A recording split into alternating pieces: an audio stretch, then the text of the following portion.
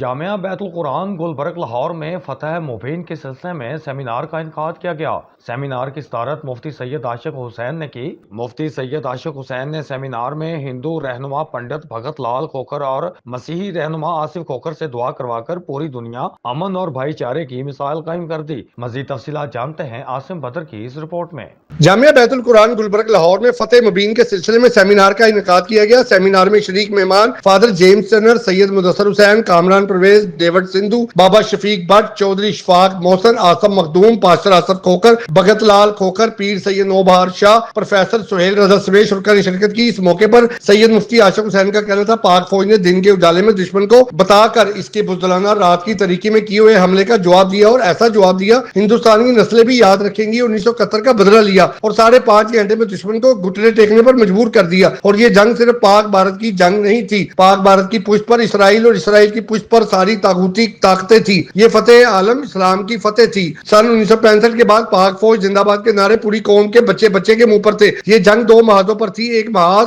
ایک طرف فوج لڑ رہی تھی تو دوسرا محاذ انڈیا کی جھوٹی خبروں کی صورت میں دنیا کو گمراہ کیا جا رہا تھا، اور DGISPR جنرل احمد شریف نے میڈیا کے بیان میں سچ کے ساتھ اور حقائق دنیا کے سامنے رکھ کر اس محاذ پر بھی فتح حاصل کی۔ سیمینار کے اختتام پر ملکی سلامتی کے لیے خصوصی دعا کی گئی، اور علماء کرام کا کہنا تھا بیت القرآن میں فتح مبین کانفرنس کا انعقاد ہوا، جس میں فوج کی طرف سے ریٹائرڈ کرنل سردار عبدالرؤف خان صاحب مکسی نے نمائندگی کی، اور عالمی سفیر امن ڈاکٹر فادر جیمز ٹرنر صاحب نے اس کی صدارت کی، اور تمام مذاہب اور تمام مسالک کی نمائندہ شخصیات نے شریک ہو کر پاک فوج کے جوان سے لے کر اس کے سپہ سالار تک تینوں افواج کے سربراہان کو مبارکباد پیش کی، اور بالخصوص جنرل عاصم منیر صاحب کو فیلڈ مارشل جیسا ایک منفرد اعزاز ملنے پر بھی مبارکباد پیش کی۔ اس موقع پر مقررین نے کہا کہ سن 1965 کے بعد آج 60 سال گزرنے کے بعد پاک فوج کو 10 مئی کی صبح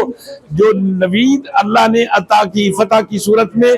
یہ یقیناً آج بھی 60 سال کے بعد ٹرکوں اور بسوں کے پیچھے جنرل ایوب خان صاحب کی تصویر اور اس کے نیچے لکھا ہوتا ہے پاک فوج کو سلام، اور آگے انشاءاللہ 1 صدی تک جنرل عاصم منیر صاحب کے نام سے پاک فوج کو سلام محبت پیش کیا جاتا رہے گا۔ دوسرا یہ ہے کہ یہ جنگ ہمیشہ کی طرح 2 محاذوں پر لڑی گئی ہے۔ ایک محاذ کارزار تھا، جس کارزار کے اندر افواج پاکستان کے جوان اور فضاؤں کے شاہین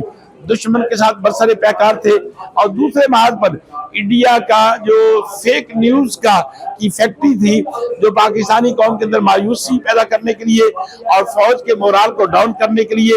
اپنے جھوٹ کی توپوں سے گولہ باری کر رہے تھے، اور ان جھوٹ کی توپوں کو سچ کی آنچ سے جنرل احمد شریف صاحب DGISPR نے جس طرح خاکستر کیا، تو یقین جانیے میدان کارزار میں بھی اور میڈیا کے میدان میں بھی پاک فوج کو ہر 2 محاذوں پر جو فتح حاصل ہوئی ہے، اس موقع پر ہم جنرل احمد شریف صاحب کو بھی اور ISPR کے تمام